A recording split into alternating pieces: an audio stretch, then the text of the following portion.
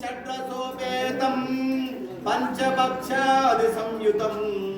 నైవేద్యం దేవదాదాజ్యం సమ్మిశ్రం ప్రతిగృహ్యతాం సకల భూతమలయందు సమస్తమైన